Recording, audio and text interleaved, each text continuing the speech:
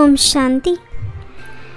ನಮಗೆ ಮೊಟ್ಟ ಮೊದಲು ನಿಶ್ಚಯವಿರಬೇಕು, ನಮಗೆ ಓದಿಸುವವರು ಸ್ವಯಂ ಶಾಂತಿಯ ಸಾಗರ, ಸುಖದ ಸಾಗರ ತಂದೆಯಾಗಿದ್ದಾರೆ.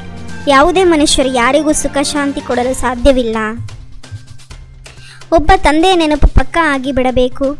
ಬುದ್ಧಿಯು ಮತ್ಸ್ಯಾರ ಕಡೆಗೂ ಹೋಗಬಾರದು. ಇದೇ ಉನ್ನತ ಗುರಿಯಾಗಿದೆ. ಇದಕ್ಕಾಗಿ ಆತ್ಮಾಭಿಮಾನಿಯಾಗುವ ಪುರುಷಾರ್ಥ ಮಾಡಬೇಕಾಗುತ್ತದೆ. ನೀವು ಆತ್ಮಾಭಿಮಾನಿಗಳಾಗಿರುವರೋ ಆಗ ವಿಕಾರಿ ವಿಚಾರಗಳು ಸಮಾಪ್ತಿಯಾಗುತ್ತದೆ. ಬುದ್ಧಿಯು ಅಲೆದಾಡುವಿಕೆಯು ನಿಂತು ಹೋಗುತ್ತದೆ. ಗುರು ಮತ್ತು ಸದ್ಗುರುವಿನಲ್ಲಿ ಅಂತರವಿದೆ. ಸತ್ಯೆಂದರೆ ಸತ್ಯ ಸತ್ಯವೆಂದು ಒಬ್ಬ ನಿರಾಕಾರ ತಂದೆಗೆ ಹೇಳುತ್ತಾರೆ, ಮನುಷ್ಯರಿಗಲ್ಲ. ಸತ್ಯವು ಒಬ್ಬ ನಿರಾಕಾರ ತಂದೆಯೇ ಆಗಿದ್ದಾರೆ. ಸಂಪೂರ್ಣ ಜ್ಞಾನವಂತೂ ಜ್ಞಾನಸಾಗರನಾದ ಪರಂಪಿತ ಪರಮಾತ್ಮನಲ್ಲಿಯೇ ಇದೆ. ಅಂದ ಮೇಲೆ ಈಗ ತಮ್ಮನ್ನು ಸದ್ಗುರುವೆಂದು ಕರೆಸಿಕೊಳ್ಳುವಂತಹ ಯೋಗ್ಯ ಮನುಷ್ಯರು ಯಾರೂ ಇಲ್ಲ. ಪರಂಪಿತ ಪರಮಾತ್ಮ ಸದ್ಗುರುವಿನಿಂದ ನಿಮಗೆ ಶಕ್ತಿಯು ಸಿಗುತ್ತದೆ. ಶಕ್ತಿಯ ಅರ್ಥವೆಂದರೆ ಯಾರಿಗಾದರೂ ಹೊಡೆದರೆ ಅವರು ಬೀಳಬೇಕೆಂದಲ್ಲ, ಇದು ಆತ್ಮಿಕ ಶಕ್ತಿಯಾಗಿದೆ. ಸಾಧು ಸಂತ ಮೊದಲಾದವರು ಯಾರು ಶಾಸ್ತ್ರಗಳನ್ನು ಓದುತ್ತಾರೆ, ಓದಿಸುತ್ತಾರೆ, ಅದರಲ್ಲೂ ಯಾವುದೇ ದೊಡ್ಡಸ್ತಿಕೆ ಇಲ್ಲ. ಆದ್ದರಿಂದ ಯಾರಿಗೂ ಶಾಂತಿಯಂತೂ ಸಿಗಲು ಸಾಧ್ಯವಿಲ್ಲ. ನೀವು ಮಕ್ಕಳು ಮೊಟ್ಟ ಮೊದಲು ನಿಶ್ಚಯ ಮಾಡಿಕೊಳ್ಳಬೇಕು, ಶಾಂತಿಯ ಸಾಗರ ಒಬ್ಬ ತಂದೆಯಾಗಿದ್ದಾರೆ. ಅವರೇ ನಮಗೆ ಓದಿಸುತ್ತಾರೆ. ಸೃಷ್ಟಿಚಕ್ರವು ಹೀಗೆ ಸುತ್ತುತ್ತದೆ ಎಂಬುದನ್ನು ನಮಗೆ ತಿಳಿಸಿದ್ದಾರೆ. ಇದು ಪುರುಷೋತ್ತಮ ಸಂಗಮ ಯುಗವಾಗಿದೆ ಎಂದು ಅನೇಕರಿಗೆ ಪೂರ್ಣ ನಿಶ್ಚಯವಿದೆ. ಕೆಲವರಿಗೆ ಅರ್ಧ ನಿಶ್ಚಯ, ಕೆಲವರಿಗೆ 1%, ಕೆಲವರಿಗೆ 0% ಸಹ ಇದೆ. ಅಲ್ಲಿ ಎಲ್ಲ ಮನುಷ್ಯರು ಓದಿಸುತ್ತಾರೆ. ಇಲ್ಲಿ ನಿಮಗೆ ಈಶ್ವರನೇ ಓದಿಸುತ್ತಾರೆ. ನೀವು ಆತ್ಮರು ಓದುತ್ತೀರಿ ಮತ್ತು ಓದಿಸುತ್ತೀರಿ. ಇದರಲ್ಲಿ ಬಹಳ ಆತ್ಮಾಭಿಮಾನಿಗಳಾಗಬೇಕು. ಜ್ಞಾನದಿಂದ ಮತ್ತೆ ದೃಷ್ಟಿಯು ಬದಲಾಗುತ್ತದೆ. ಸತ್ಯುಗದಲ್ಲಿ ಇಲ್ಲಿನ ರೀತಿ ಪ್ರೀತಿಸುವುದು ಇಲ್ಲ ಹಾಗೂ ನೃತ್ಯ ಮಾಡುವುದು ಇಲ್ಲ.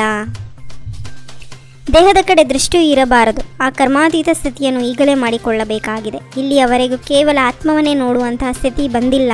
ಇದೇ ಗುರಿಯಾಗಿದೆ.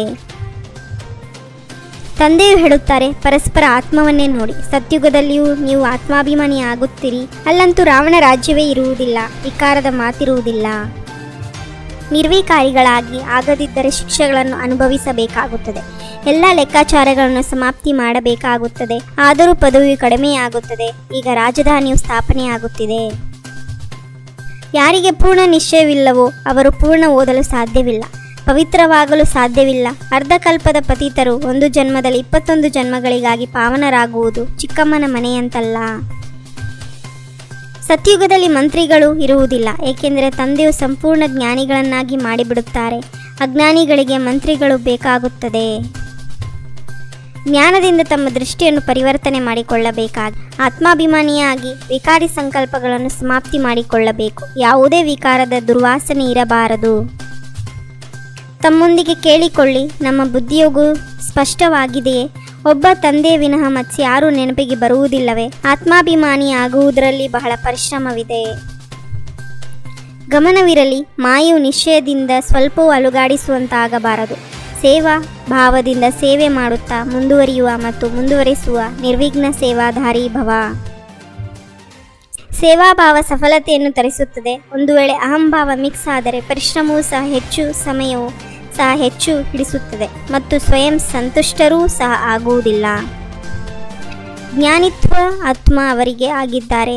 ಯಾರು ಸೂಕ್ಷ್ಮ ಮತ್ತು ಆಕರ್ಷಣೆ ಮಾಡುವಂತಹ ದಾರದಿಂದಲೂ ಸಹ ಮುಕ್ತರಾಗಿರುತ್ತಾರೆ.